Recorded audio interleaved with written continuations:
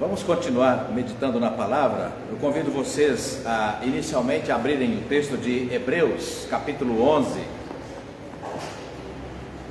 Hebreus, no capítulo 11.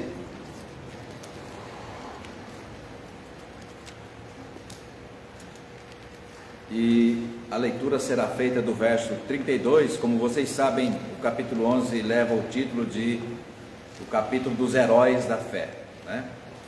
A partir do verso de número 4, o autor de Hebreus começa a listar personagens de destaque em todo o Antigo Testamento que deram grandes exemplos de fé, que permaneceram vivos na história da igreja e, claro, ainda entre nós, porque é a palavra de Deus.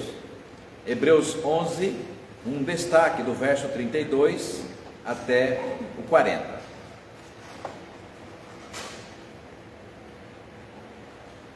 Hebreus 11, 32 a 40.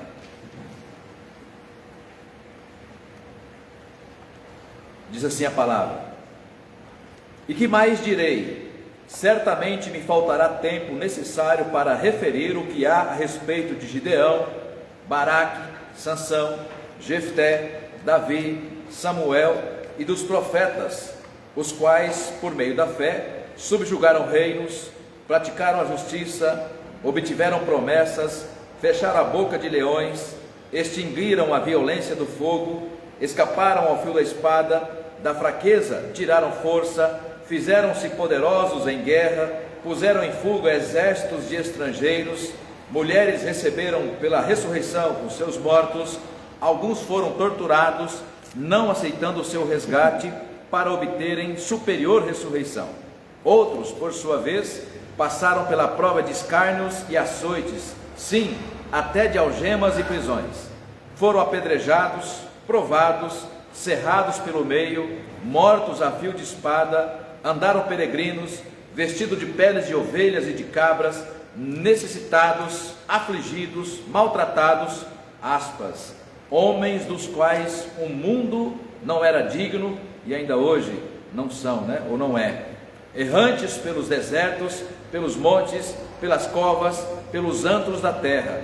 Ora, todos estes que obtiveram bom testemunho por sua fé, não obtiveram, contudo, a concretização da promessa, por haver Deus provido coisa superior a nosso respeito, para que eles, sem nós, não fossem aperfeiçoados. Até aí, vamos mais uma vez orar. Vou pedir ao nosso irmão Roberto, diácono Roberto, nos dirija ao Senhor nesta oração. Santo Deus, eterno Pai, graças te damos, Senhor, por mais um dia de vida, Pai. Obrigado, Senhor, por estarmos aqui na tua presença. Pai, perdoa os nossos pecados, Senhor, cuide de cada um de nós. E nesse momento estaremos, Senhor Jesus, aprendendo mais um pouco da tua palavra, Senhor Jesus.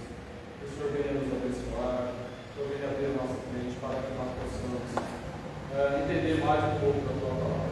Também te peço pelo pastor que estaremos, que ele venha, Senhor Jesus, trazer a tua palavra para que nós possamos, Senhor Jesus, colocar em prática também na nossa vida. Perdoa, Senhor, por todas as nossas falhas. Em nome de Jesus. Amém. Amém. Irmãos e irmãs, o tema que eu quero refletir com vocês nesta manhã é entre o placebo e a graça da fé. Entre o placebo e a graça da fé. Jesus utilizou a metáfora, né, do joio e trigo, e dizendo que a semelhança dos dois só pode ser percebida por alguém que tem habilidade em saber a diferença, claro, entre um e o outro. E para se saber a diferença entre um e o outro um produz fruto e o outro não, né?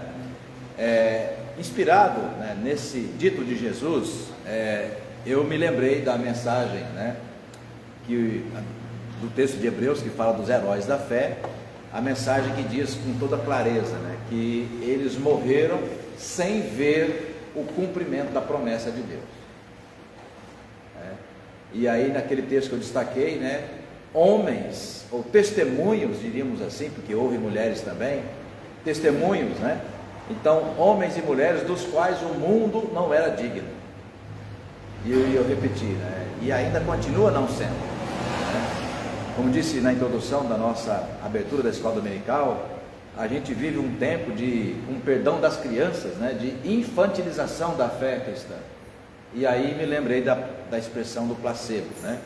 Então, o placebo é aquilo que para a pessoa ela acha que é, mas não é, né? Ela constrói todo um arrazoado dentro da sua mente, né? E fabrica uma doença, ela fabrica uma patologia, e ela diz, olha, eu estou doente. Ela, quando eu digo ela, é pessoa. Homem faz isso, mulher faz isso, sem se aperceber, né? E aí, em alguns casos, quando o médico percebe, então cria-se, ou ministra-se o placebo, e ela se cura, ou ela tem aquela sensação de melhora, porque está tomando aquela medicação. E na verdade a medicação nada mais é do que uma pílula de farinha, ou seja, sem nenhum efeito farmacológico, mas faz o efeito psicológico, como se a pessoa estivesse ali, agora estou bem porque eu acabei de tomar o meu remédio, né? Eu tenho por vezes, irmãos e irmãs, imaginado que na caminhada de fé, como pastor, como crente, encontramos pessoas assim. Claro, a gente não conhece o coração, né?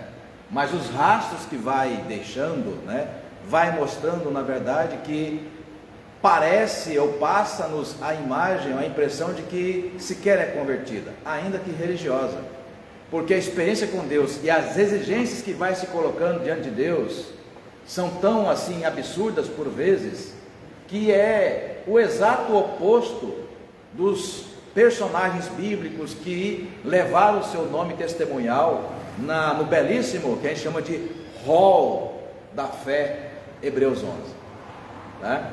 E por conta disso, eu separei alguns personagens e episódios. Por que eles estão ali, né? Por que eles foram parar no rol da fé, que é o capítulo seleto, capítulo 11 de Hebreus? Qual a razão? Então eu quero convidar você para essa aventura bíblica nesta manhã. Vou distribuir alguns textos, como é do nosso costume, então você poderá ocasionalmente ler o texto, tá? Quando eu pedir. Vou começar por aqui. Está firme na palavra aí, dona Maria Conceição? Pode ler um versículo ou não? Hã? Pode. Daniel, vou arrumar um difícil para a senhora, hein?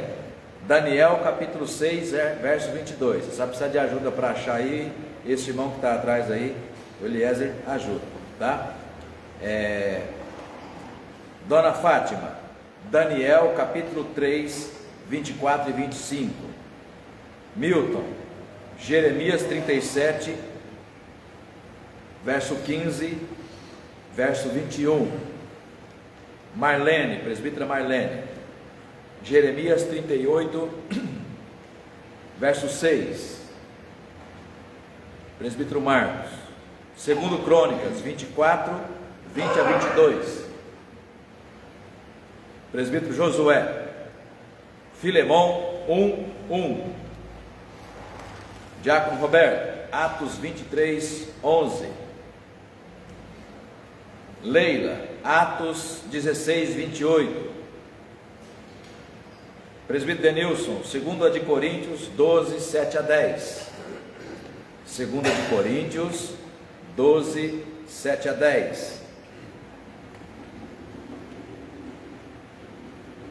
Dona Isabel, Juízes 8, 20 a 24. E aí, vizinha da senhora Bina, Juízes 8, o 27, verso 27. Juízes 8, verso 27. De cá, Carlos Ferri, Juízes 8 a 11, Juízes 11, 29 a 31. Helvig, Juízes 11, 34 e 39. Laodiceia, Deuteronômio 3, 26.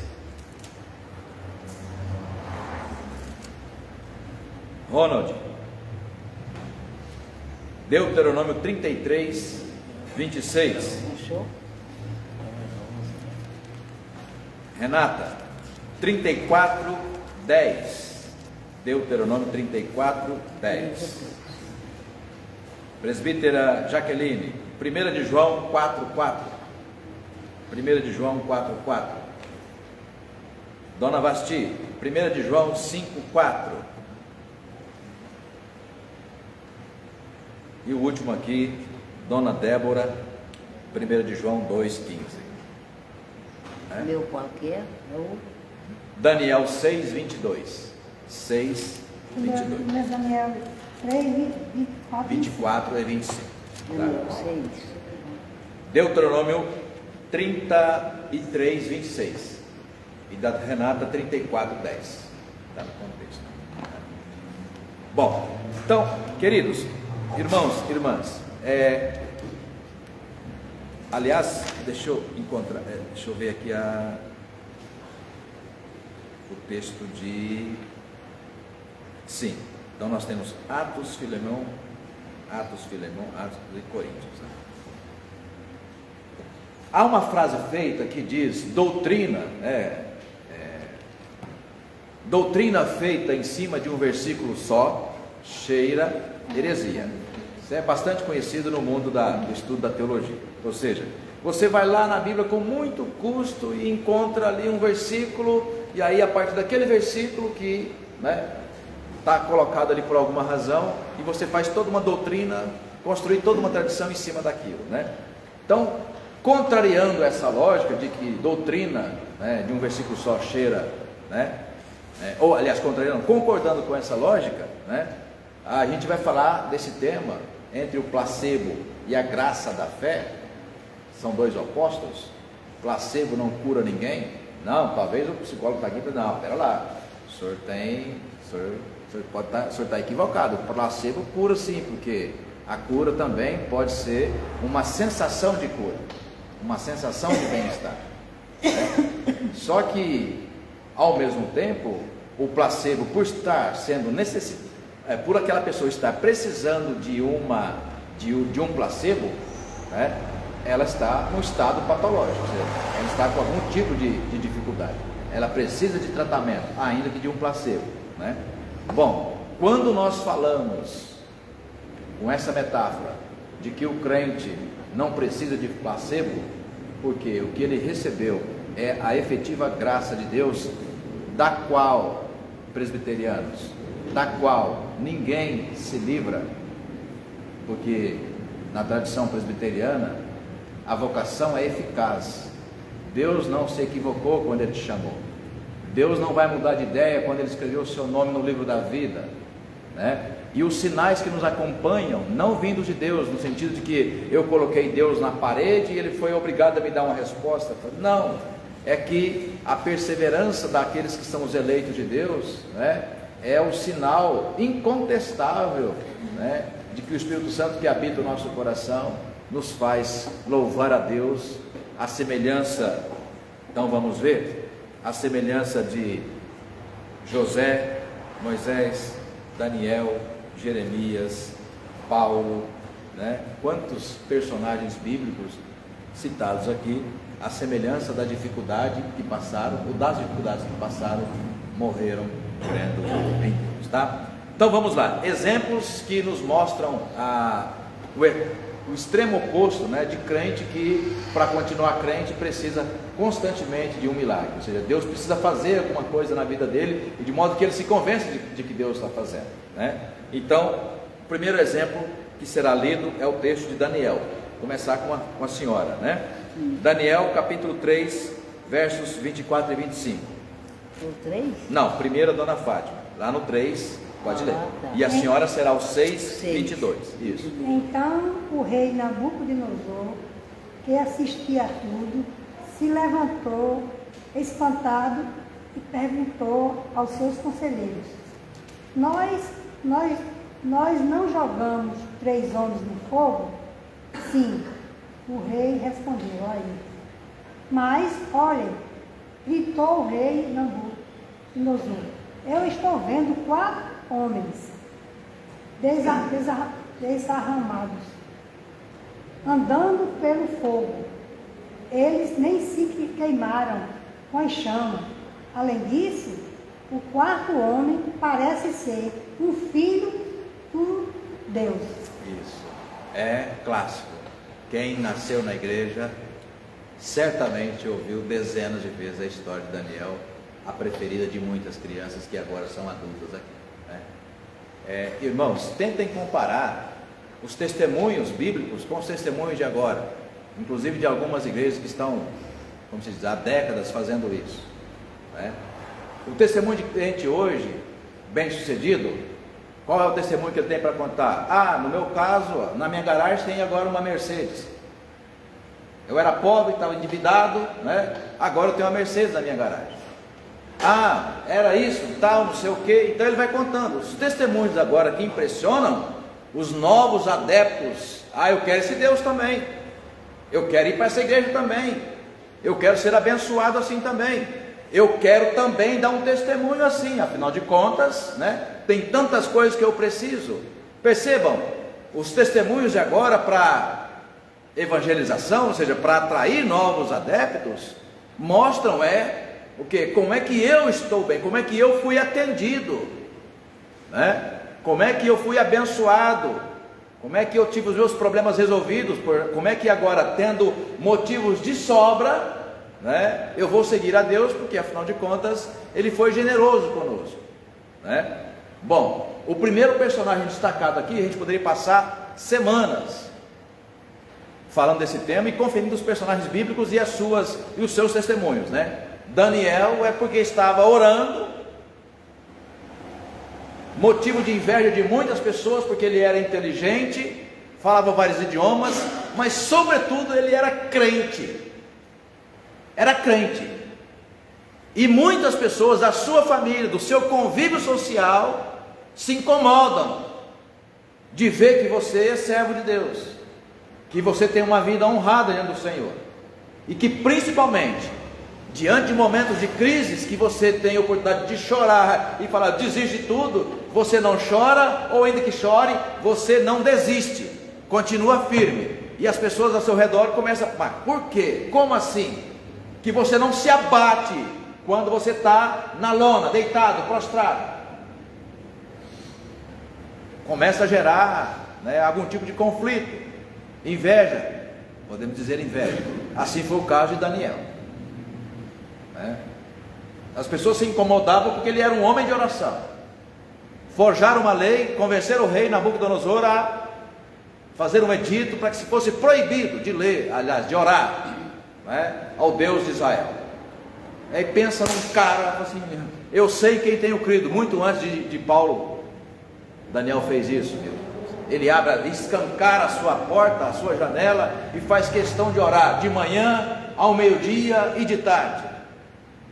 É jogado na cova dos leões, ou na fornalha, e a Santíssima Trindade, né, ali presente, representado, olha, o quarto, né, que aí é uma linguagem figurada. Não jogamos 3, Sadraque, Mesaque e Abdinego, mas agora eu vejo 4, e o quarto é semelhante ao Filho dos Deuses, ou seja, a ideia de um anjo que Deus mandou para guardá-los, né? Capítulo 6, Daniel 22, né? 6, 22.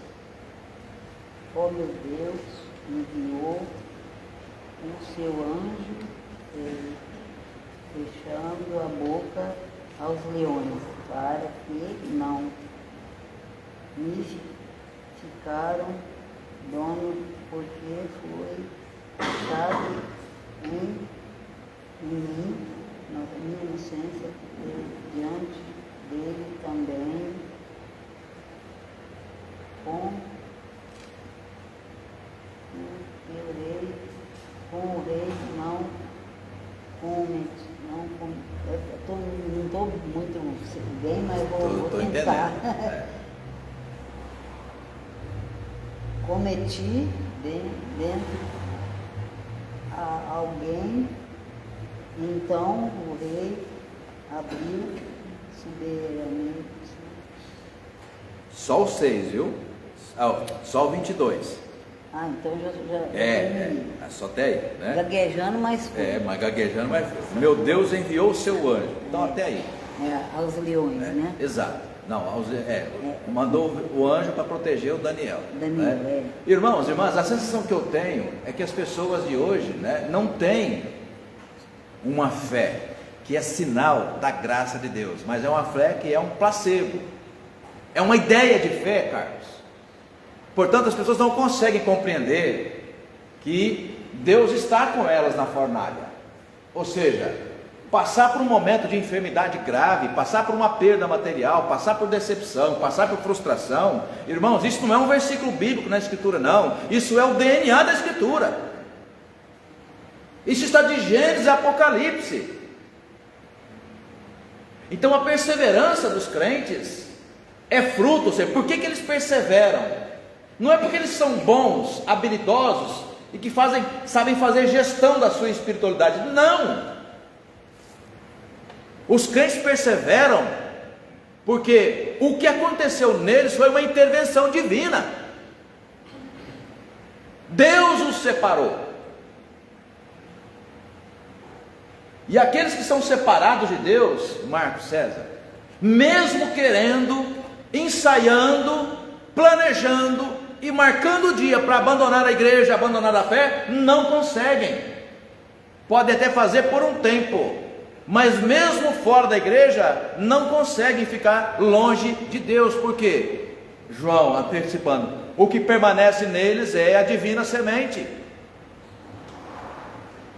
separado para servir, separado para adorar.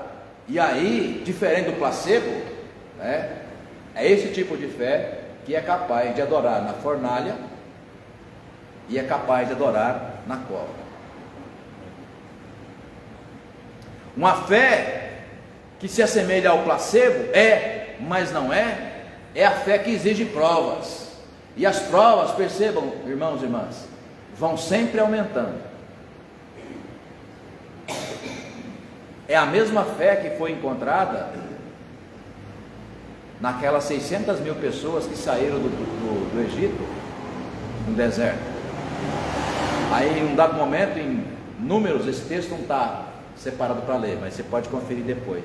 A partir do capítulo 10, aliás, o capítulo 13, chama muita atenção, né, do leitor e da leitora, porque fala assim: olha, a despeito dos sinais, por 10 vezes que eu já os fiz, eles continuam tendo dura cerviz.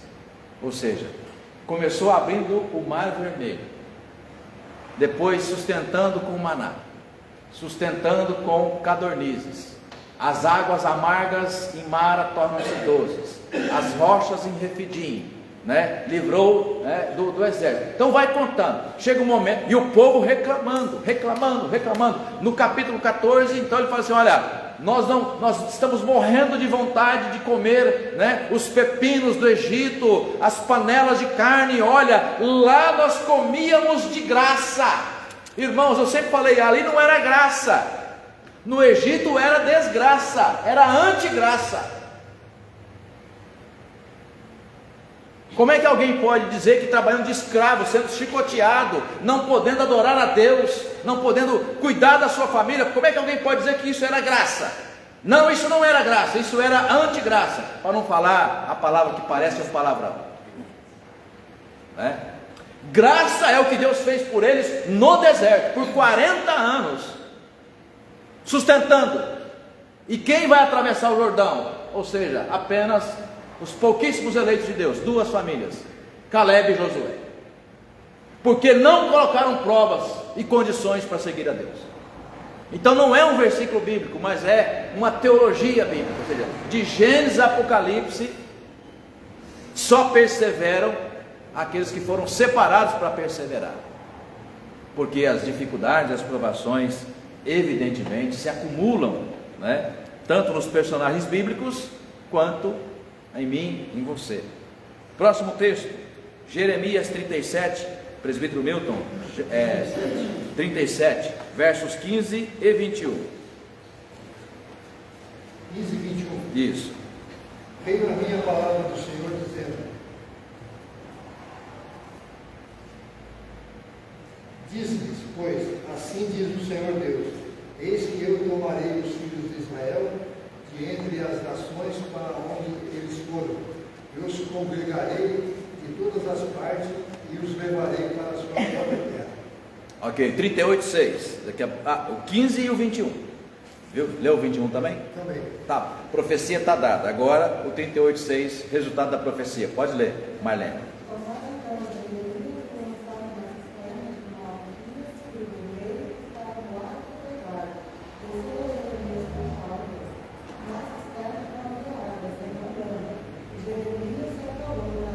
Pronto, então é o tipo de dificuldade que um pastor passa, né? E essa é a mais comum, ainda que eu não tenha sido preso literalmente numa prisão. Mas é impressionante quando você, né, tem uma palavra profética, você vai pregar a palavra de Deus e que incomoda alguns setores dos ouvintes. O professor de seminário passa muito por isso, né? Quando a palavra incomoda, né, os documentos sobem, né, os telefonemas aumentam. Olha, que pregação foi essa? Olha, que ensino foi esse? E aí vai falando, né? E vai mostrando, e vai pressionando. Bom, o que Jeremias fez para ser preso? Ele foi e disse o seguinte: olha, Deus vai julgar Judá e Israel. E por que vai julgar? Porque vocês perverteram o templo. Vocês estão ganhando dinheiro para falar aquilo que o rei quer. Vocês estão fazendo suborno. Vocês estão pervertendo a causa do Senhor. Deus vai julgar esse lugar. Quem não gostou da palavra faz o quê? Você vai e prende. Aí prende e fica na lama, preso por alguns dias naquele poço, sem comida e sem água. Aí então vamos nos colocar na condição de Jeremias. Ah, Senhor, mas e agora? Eu estou pregando a tua palavra, estou servindo o teu nome. É o crente exigente, sabe aquele crente assim, do placebo, né? Não, mas como assim? Eu estou fazendo a tua vontade, Senhor. Eu vou na igreja todo domingo, eu vou na igreja quarta-feira, eu vou sexta-feira, reunião de oração na terça-feira. Ou seja, assim como Ezequias, eu sou um bom crente. Não é justo o Senhor me mandar arrumar minha casa porque o Senhor vai me chamar. Ou seja, bota a casa em ordem porque você vai morrer, né? Como se a gente, usando ali a nossa autoridade humana, né, com um documento que a gente sobe numa gilete e quer fazer discurso, né, numa lâmina. Então a gente pega a nossa carteira de crente e vai lá, dá a carteirada para mudar a Deus ideia. Ó, Senhor, o Senhor está enganado, eu sou um bom crente, a minha lista é boa, faz isso com outro crente. Olha, leva essa aprovação para outro, né? Olha, tem tanto crente meia boca aqui na igreja, na minha família. Não, Deus não está errado quando separa para você uma prova. Deus não está errado quando separa para você uma perseguição. Pastor, sim. Rol da fama de Hebreus 11, perseguição. Você sabe como Zacarias, daqui se der tempo a gente vai ver. Sabe como Zacarias foi morto? Zacarias, o grande profeta Zacarias, foi morto apedrejado dentro da igreja. No pátio da igreja. Segundo Crônicas, texto que o irmão vai ler. E sabe por quê? Porque ele estava ousando pregar que Deus ia julgar de novo um povo idólatra, um povo que acha que é temente a Deus, mas na verdade é o que? É uma fé placebo, parece, mas não é.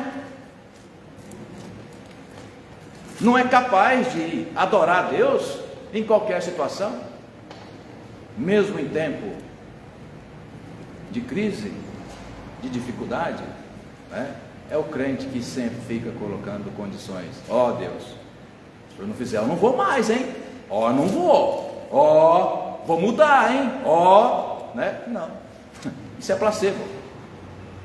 Isso é placebo. A fé mesmo, né? Lembra quando ele usa a expressão em Hebreus 11? Passa pelo fogo, passa pela fornalha, passa pela decepção, passa pela perseguição. Sabe? Você ser perseguido injustamente, você não falou, você não fez, né? Você é inocente, mas Deus levantou um exército de gente para ficar o tempo todo difamando você e falando de você. E aí você faz o quê? Você pressiona Deus? Não, você dobra o joelho e fala: Senhor, vai passar, vai passar. Por alguma razão eu creio que o Senhor tem um motivo para eu estar passando esse vale de ossos secos. Perseverar na fé. Sabe quem faz isso? Crente que de fato foi agraciado pela genuína conversão. Deus sela o seu coração a fé está ali, é a prova de fogo, é a prova de leão, é a prova de frustração, é a prova de qualquer coisa, como Abacuco capítulo 3, verso 17 a verso 20, né? Não importa a situação, Deus vai ser honrado com a minha boca, com o meu louvor, com o meu testemunho, em qualquer situação, né? Na fornalha ou na glória. Próximo texto, 2 Crônicas, já anunciei o texto lendo, né? Mas esse texto é extraordinário. Pode ler aí, 2 Crônicas 24, versos 20 a 22.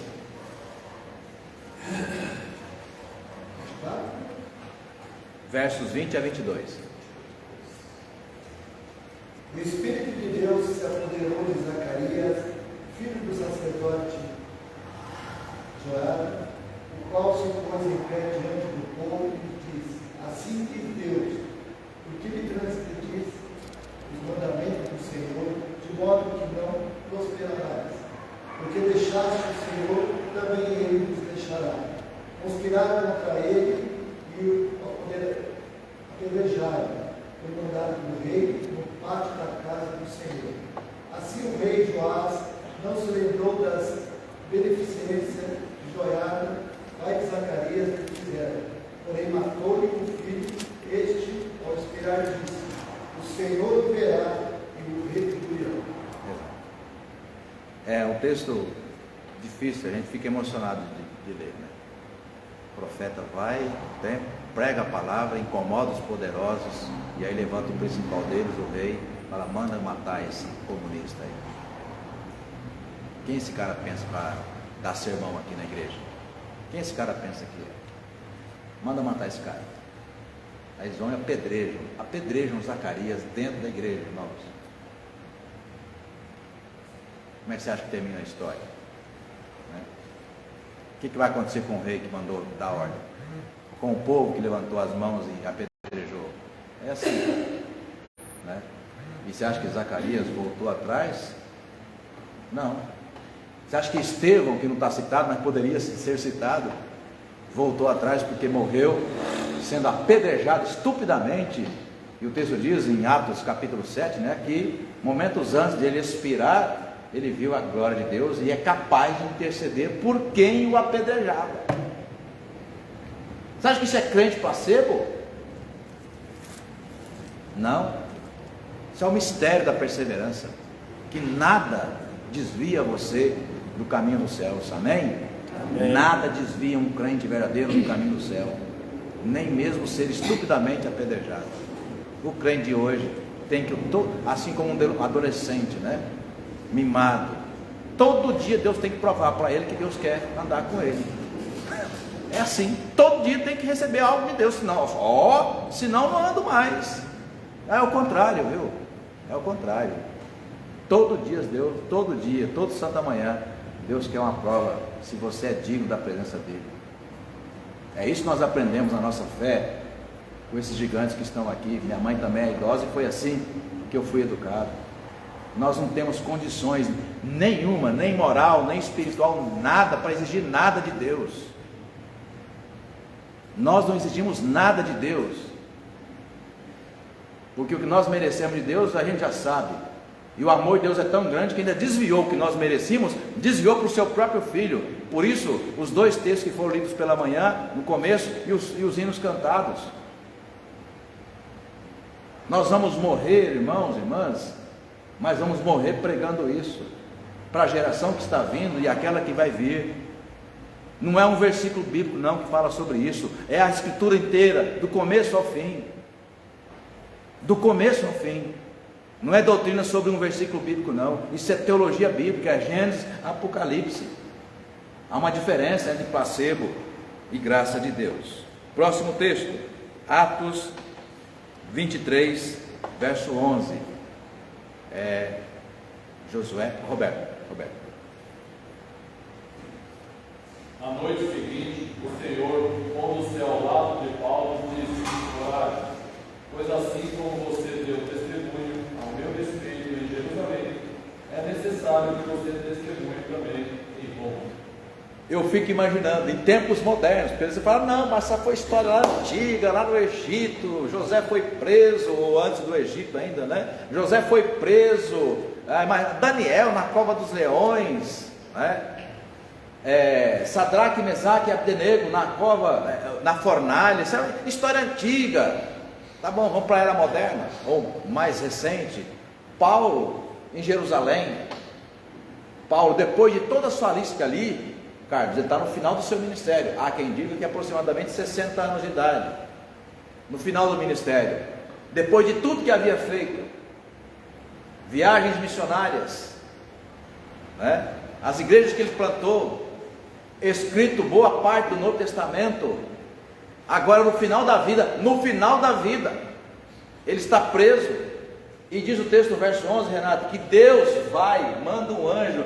Eu fico encantado com essas informações, porque é o seguinte: olha, não, a prisão não é um lugar digno de Deus ir. Não, Deus vai aonde você está, sobretudo quando ele tem um propósito para ir. Ele vai à prisão e fala assim, né, para Paulo: olha, coragem. Na prisão Deus fala isso para Paulo, e não foi a primeira vez. O centurião se converteu porque Paulo e Silas estavam presos, enquanto presos com coisas, como é que é o nome daquilo lá? Aqui no calcanhar? Grilhões também, mas aqui hoje é uma algema moderna. Os grilhões é também de ferro fundido e com agulhas, com instrumentos pontiagudos, que quanto mais você mexia, aquilo ia apertando os pés. Isso era um grilhão, né? Não tinha como fugir. 2000 anos atrás, presos, Paulo e Silas cantando na prisão. Deus manda um terremoto, quebra as cadeias, o guarda vai se suicidar, e Paulo dá um grito, fala: não faça isso, nós estamos todos aqui. Ele evangeliza, desculpa aqui a gíria, ele evangeliza o cara é impactado, leva eles para a casa deles, e lá toda a casa do centurião é batizada. Olha o propósito de Deus com o homem daquele na prisão.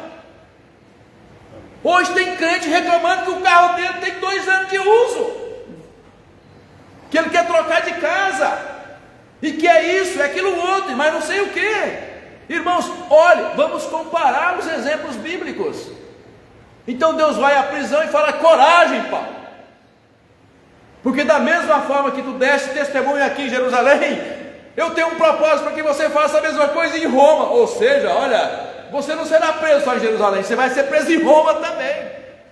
E sabe o que vai acontecer em Roma?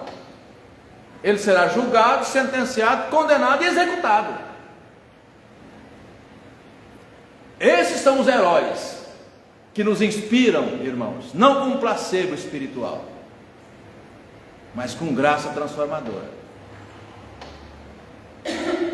Por isso nós precisamos voltar sempre, o tempo todo, olhos e coração para a Escritura, e fugir desses TikToks de pastores coaches que estão aí atraindo multidões.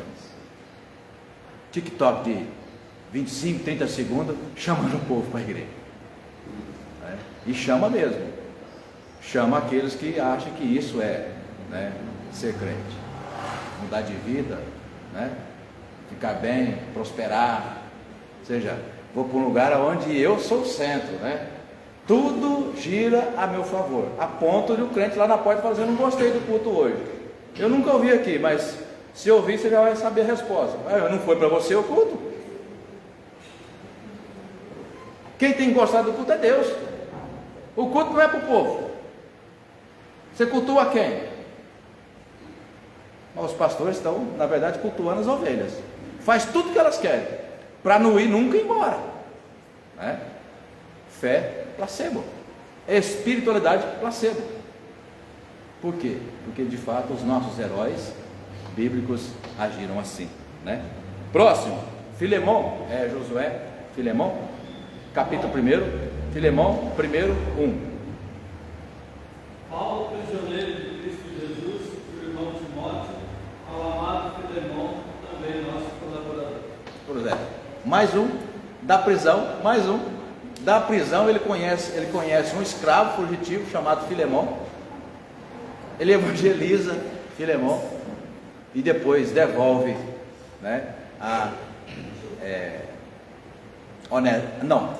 Onésimo. Da prisão ele conhece Onésimo, evangeliza, ele se converte e depois o orienta ao seu amigo pessoal chamado Filemão, ó, receba-o aí agora como o quê? Como um irmão em Cristo, da prisão. Agora imagina, tente imaginar, vamos nos colocar na condição de um prisioneiro de Cristo, né? Se a gente hoje reclama que Deus não está fazendo a nossa vontade, imagina ser preso injustamente, ou ser preso porque você estava pregando a palavra. Vamos fazer comparação? Né? Que tipo de espiritualidade a gente tem visto hoje, né? As igrejas promoverem. Por isso que me vem essa sensação de que me parece mesmo uma espiritualidade placebo. Próximo, Atos 16, 28. Mas Paulo clamou com grande voz, dizendo: não te faças nenhum mal, todos aqui estamos. O texto já citado, né, quando o centurião se converteu, né, Deus fez um milagre. Estava lá na prisão, Deus fez um milagre. Vocês começam a perceber que os personagens citados aqui, que estavam presos, sem nenhuma exceção, todos que estavam presos foram presos porque Deus tinha um propósito que eles fossem para a prisão. Esse é o modus operandi de Deus agir, ou seja, é a forma que Deus usa para agir. Se a gente como crente não tiver plena convicção de que cada detalhe que acontece na nossa vida tem a mão de Deus, tem um propósito de Deus. Romanos 8, quando Paulo fala em 26 e 27, né? Todas as coisas cooperam para o bem daqueles que amam a Deus. E a palavra cooperar lá em grego é sinergos, ou seja, uma sinergia. Aí você, mas o que uma coisa ruim pode compreender ou pode favorecer o amor de Deus por mim ou o meu amor por Deus? É só você esperar. Todas as coisas, não é uma coisa ou outra, não, todas as coisas cooperam, ou seja, se juntam, se unem, para lá no final, como num funil, você compreender por que aquilo te aconteceu. Mesmo aquela coisa ruim, você vai ter a plena convicção, no tempo de Deus, de que Deus tinha um propósito para aquilo. Próximo texto, 2 de Coríntios, Denilson, 2 de Coríntios 12, 7 a 10. Para que me soberbesse com a grandeza das revelações, foi-me posto um espinho na carne, mensageiro de Satanás, para se esbofetear a fim de que não me exalte. Por causa disso, 3 vezes pedi ao Senhor que o afastasse de mim. Então ele me disse: a minha graça te basta, porque o poder se aperfeiçoa na fraqueza. De boa vontade, pois mais me gloriarei na fraqueza, para que sobre mim repouse o poder de Cristo. Pelo que sinto prazer nas fraquezas, nas injúrias, nas necessidades, nas perseguições, nas angústias, por amor de Cristo, porque quando sou fraco, então eu sou forte. Amém. Amém. Extraordinário. Então Paulo dizendo, além de tudo isso, Deus ainda me colocou um espinho na carne para que eu não seja tomado de soberba. Aí muitos já, né, Oscar, já especularam sobre a metáfora que Paulo usa, o espinho na carne, o que isso queria dizer, né? Tem várias teorias, porque a Bíblia não fala, né, o que era esse espinho na carne de Paulo. Há quem diga, já ouvi pelo menos 3 bastante, né, fortes sobre isso. Paulo tinha dilatação das pálpebras, né? E aí ficava aquele problema que gente que tem essa parte aqui nas pálpebras, né, dilatadas, então caem para cá, perde, sei lá, algum tipo de elasticidade aqui e elas ficam caídas, né? E portanto, se fica caída, os olhos não são lacrimejados, ou seja, não são lubrificados. Aí você imagina, na Palestina de 2000 anos atrás, naquela poeira brava, a pessoa sem aqui lubrificar os seus olhos. Imagina o sofrimento que um homem desse não tinha. Alguém diz que era isso, tá? Outro diz que Paulo tinha uma perna menor que a outra, mancava muito e andava em média 35 km por dia na obra missionária. Aí você imagina, de sandálias, em terras com muitos pedregulhos, né, mancando de uma perna, fazendo a obra naquelas condições. E há outra versão ainda que diz que Paulo, né, se apaixonou por uma das irmãs de um dos apóstolos, ou uma irmã de alguns dos apóstolos, e não foi correspondido, e isso foi uma grande decepção para ele. E aí então, então vou viver para o Senhor, e aí isso o deixava bastante incomodado, né? Enfim, fato é que seja uma ou seja outra, ou não seja nenhuma dessa e seja uma outra ainda, ou seja, fato é que ele fala assim: olha, eu tenho um espinho na carne, eu tenho algo que me dói muito, me incomoda muito, já pedi 3 vezes para Deus me livrar disso, e ele falou assim: olha, não vou te livrar, porque o poder se aperfeiçoa na fraqueza. Ou seja, você vai continuar me servindo, me adorando, me bendizendo, mesmo com esse problema que você tem, porque eu não vou resolver. Gente, eu me lembro do texto que o Ronald vai ler, eu me lembro do mesmo sinal, a mesma coisa, a mesma experiência vivida séculos antes por Moisés, para não antecipar aqui e deixar ele ler. Por Moisés, parece que é a mesma cena sendo repetida agora em Paulo. Eu não vou resolver o seu problema, você vai ter que me adorar, mesmo convivendo com esse problema, que ele vai chamar de espinho na carne. Então, como é que Paulo entende isso, presbítero Marcos? Ele fala assim: olha, o poder se aperfeiçoa na fraqueza. Quando eu sou fraco, ele cria ainda um jogo de palavras, Laodiceia. Quando eu sou fraco, porque eu não sou curado, porque isso me dói, estou diminuído, aí é que eu sou forte. Por quê? É nesse estado que eu lembro que eu preciso absolutamente do cuidado de Deus. Ele fala: isso é força.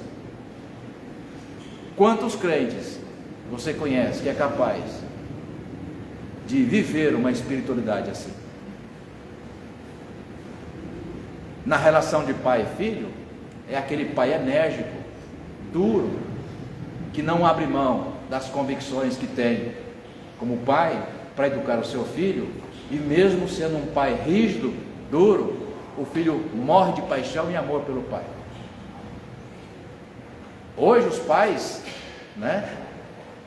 os pais suquita, fanta, fazem tudo que os filhos querem, eles continuam insaciáveis e não amam os pais. Se você quiser acompanhar, veja no YouTube um psicanalista chamado, acho que Cassandro, nome diferente, mas ele fala exatamente isso. É um nordestino arretado, viu, dona Fátima? Cabra bom, muito bem informado, psicólogo, psicanalista, e ele fala exatamente disso, que os pais antigos até hoje são amados porque não abriam mão de educar e na exigência, e com isso eles conseguiram educação, honestidade, respeito e amor. Nós fazemos tudo para os nossos filhos e na sorte, no máximo, eles dizem que são nossos amigos, O pai é meu chapa, é mais ou menos por aí. Naquela condição, não, Deus diz: eu não vou te curar, eu não vou resolver esse problema, a minha graça te basta, minha graça te basta. Próximo texto, Juízes 8, 22 a 24, depois Abina o 27. Juízes 8, 22 a 24.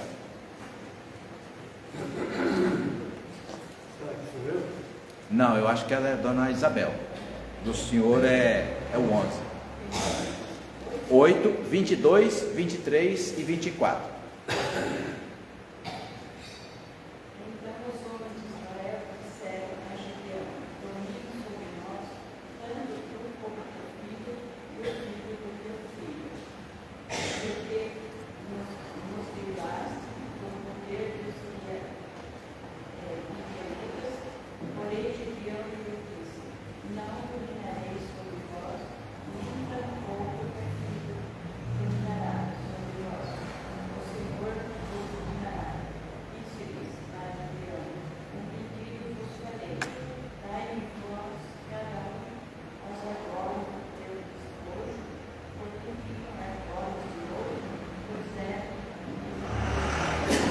Pronto, e o 27 agora? Disse que Gideão fez uma escola sacerdotal e a pôs na sua cidade bem longe. E todo Israel se constituiu ali, adorando essa escola. E isso veio a ser um contexto para Gideão e toda a sua casa. Eu me lembro que quando eu era entre a adolescência e a juventude, lendo a galeria dos heróis da fé, e eu travava quando eu chegava em dois nomes, Gideão e Jefté. Porque no meu julgamento, né, de garoto, eu pensava assim, bom, se eles fizeram uma coisa tão ruim como essa, o que eles estão fazendo no hall da fama? Né? Porque afinal de contas, o Gideão, no final do ministério, já ele fala, não quero mais ser rei, meus filhos não serão reis, né? Não quero mais, terminei minha tarefa. Eu estou mais ou menos assim, com 28 anos só, eu já acho que, assim, Senhor, né? Está difícil, né? Então, não quero mais ser rei, não quero mais, nem eu, nem meus filhos, não seremos mais. Aí o povo, não, vem dominar sobre nós, vem nos conduzir. E de repente ele vai lá, tem uma ideia, por isso que eu falo, se você não tiver a direção de Deus, é bobagem já certa. Ele vai lá, manda, tipo Arão, né, quando quiseram fazer um bezerro de ouro. Eles foram lá, Bina, pegaram todo o ouro e prata, trouxe, Gideão mandou construir uma argola, né, um diadema, um portal, e colocou na entrada da cidade deles, mas um portal de adoração dos deuses, né, egípcios, deuses Baal, né, e fez uma bobagem, e aquilo serviu, que é o texto que você leu, serviu para levar Israel à prostituição espiritual. Pastor, então o que o senhor quer dizer com isso? Olha só, mesmo tendo feito uma bobagem como essa, o que prevaleceu na biografia de Gideão? Todo o seu trabalho, a sua vocação, a sua fé, afinal de contas, você sabe como é que ele foi chamado, né? Ou seja, no momento de crise, dificuldade, né? Deus vai, escolhe, chama, ele tem coragem, vai e liberta o povo, com os 300 de Gideão. Então isso significa que, quando um crente, que não é um crente que tem fé de placebo, mas um crente genuíno, quando um crente comete uma bobagem, faz uma bobagem, Deus sabe o coração dele, e aquela bobagem não será a última palavra na sua vida, porque Deus não permite que os seus eleitos, né, morram naquela condição. Em algum momento Deus nos traz de volta, tanto que está lá ele no hall da fama, na galeria dos heróis da fé. Coisa semelhante a Jefté. Próximo texto, agora é o senhor Helber. O 11, Juízes 11, versos 29 a 31.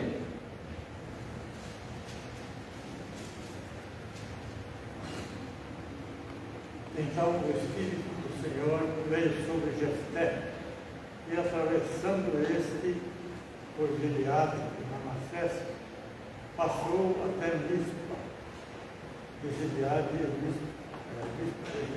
contra os filhos de Amon.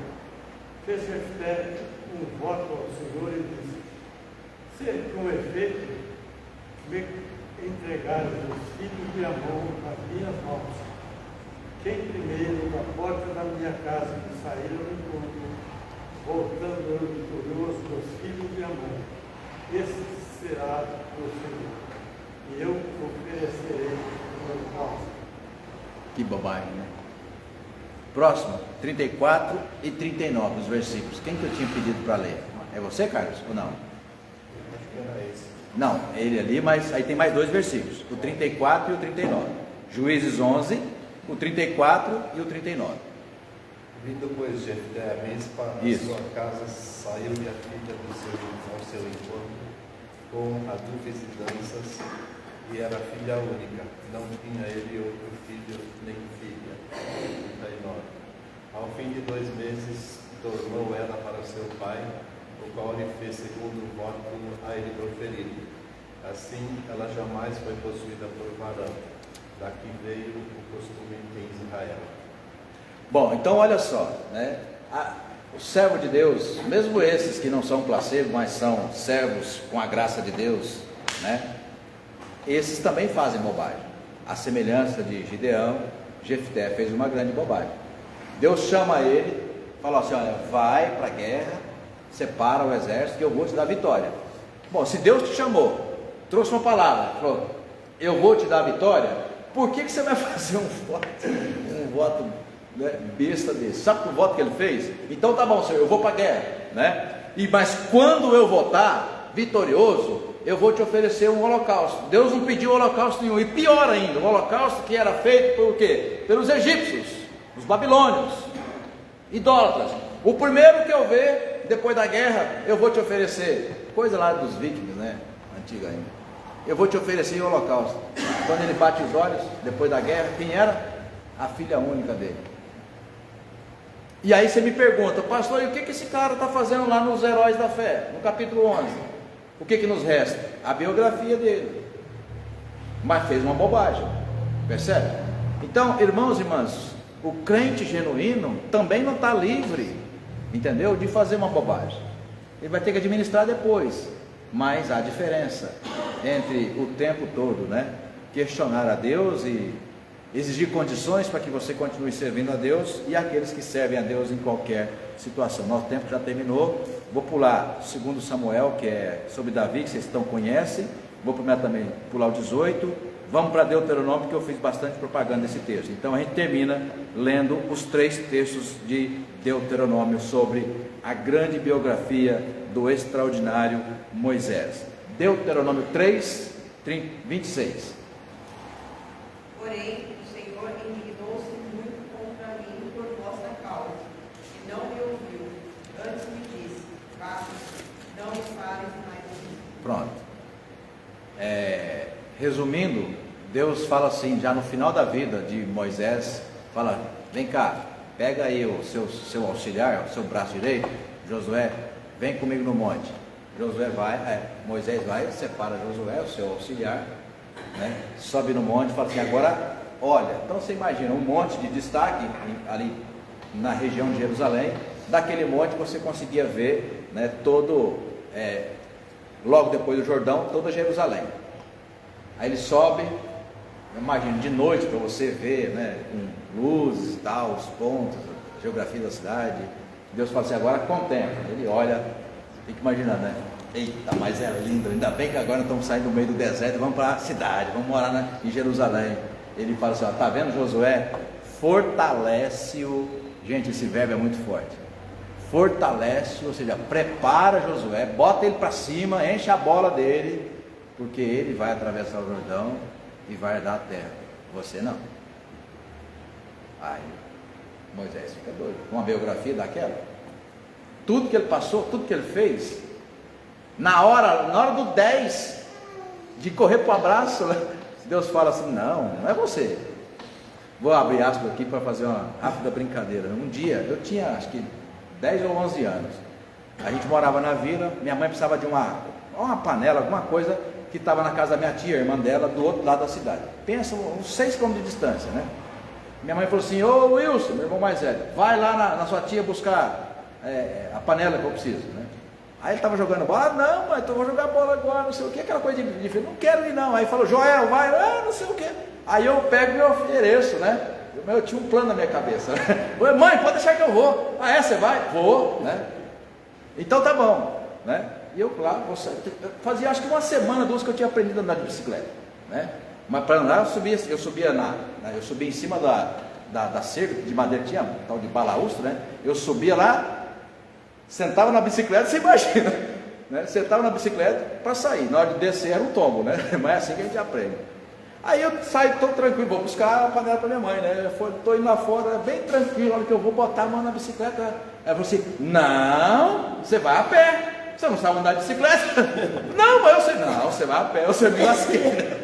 Então, naquela hora que você vai, opa, que bom, eu vou pegar a cereja do bolo, né? Não, você não vai, prepara Josué, ele é quem vai. E então ele fala, Senhor, mas passaste a mostrar a teu servo sobre a glória, e estava assim, não me fale mais nisso. Eu lembro da minha mãe me corrigindo, acabou, chega, não fala no assunto, está decidido e pronto. Deus usa a palavra para Moisés, a mesma que séculos mais tarde ele vai usar para Paulo. Basta, a minha graça te basta, você vai viver dela, tá? Aí você fala, você acha que Moisés passou a fazer beicinho para Deus? Não vou mais nessa igreja, não vou mais andar com esse Deus, vou mudar de religião, não. Ele vai terminar dizendo, sabe o que para Deus? As palavras que o Ronald e a Renata vão ler. Pode ler, 33, 26 e depois 34, 10.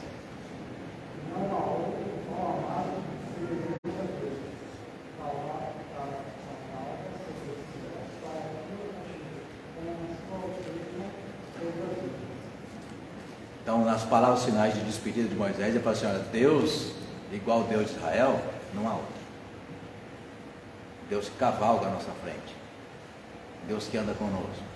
Aí eu te pergunto, tinha Moisés para abandonar tudo ou não? A nossa visão tinha. Crente placebo? Claro que tinha. Não, mas como assim? Depois de 45 anos de ministério, terminar desse jeito? Não quero mais, vou mudar de igreja, vou mudar de Deus.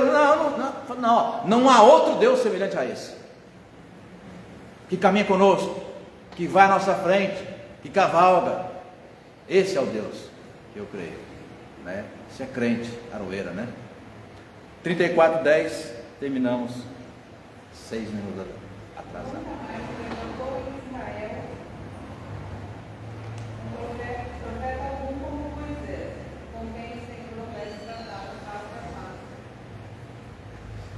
Com Moisés era ali, ó, né?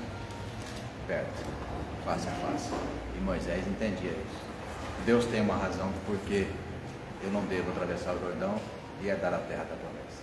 Deus tem sempre razão. Amém? Amém. Vamos orar? Obrigado, Deus, por esse tempo. Passamos na tua presença, meditando na tua palavra.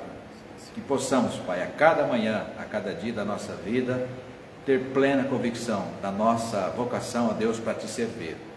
E em qualquer situação, em qualquer condição, nós queremos, ó Pai, louvar o teu nome e reconhecer a tua glória em nossas vidas. Dá-nos, ó Deus, condições de perseverar até o fim, para que naquele último dia, Senhor, cada um de nós, teus servos e servas, seja chamado para a glória, louvor e honra do teu nome. Oramos agradecidos em Jesus, nosso bondoso Salvador. Amém. Amém. Irmãos e irmãs, Deus abençoe a vocês que estão aqui e também a vocês que de casa nos acompanharam. Tchau.